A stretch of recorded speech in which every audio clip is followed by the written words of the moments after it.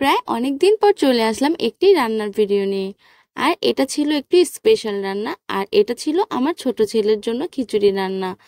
ওকে আমি প্রথমবারের মতো একটু খিচুড়ি দেওয়ার চেষ্টা করব, সেজন্য ওর জন্য আমি এগুলো রান্না করে নিচ্ছি। এর জন্য প্রথমেই আমি নিয়েছি পোলাও চাল, মুগ ডাল আর অল্প কিছু মুসুরির ডাল।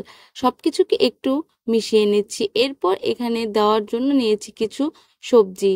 আর সবজির মধ্যে ছিল মিষ্টি কুমড়া, বরবটি, আলু, কুমড়ো শাক, টমেটো, একটু পুঁই শাক এবং একটি কাঁচামরিচ আর মিষ্টি আলু।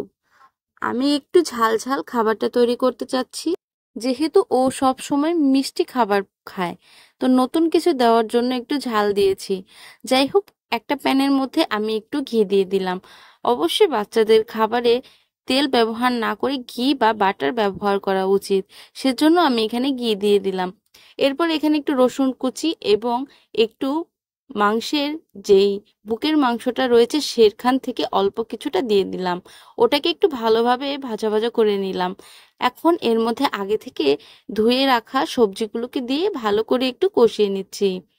ভালো করে কষানো হয়ে গেলে এখন আগে থেকে মিশিয়ে রাখা চাল ডালের মিশ্রণটা ভালোভাবে ধুয়ে এর মধ্যে দিয়ে আবারও একটু কষিয়ে নিচ্ছি। এখন এর মধ্যে সামান্য একটু হলুদ গুঁড়ো এবং জিরে গুঁড়ো দিয়ে দিচ্ছি। যেহেতু আমি আমার ছোট বাচ্চার জন্য এটা তৈরি করছি, সেহেতু এখানে আমি কোনো রকমের লবণ ব্যবহার করব না।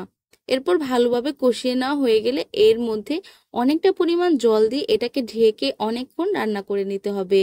আর যেহেতু ওকে প্রথমবারের মতো দিব, অবশ্যই অনেক বেশি নরম করে এটাকে তৈরি করতে হবে। আমি তারপরও একটি এরকম ম্যাশার দিয়ে মিক্স করে নিয়েছিলাম, তারপরও অনেক দানাটে ভাব রয়ে গিয়েছিল। ও এটা খেতে চাইছিল না। এরপর আমি এটাকে একটু ব্লেন্ডারে জারে ব্লেন্ড করে ওকে দিয়েছিলাম।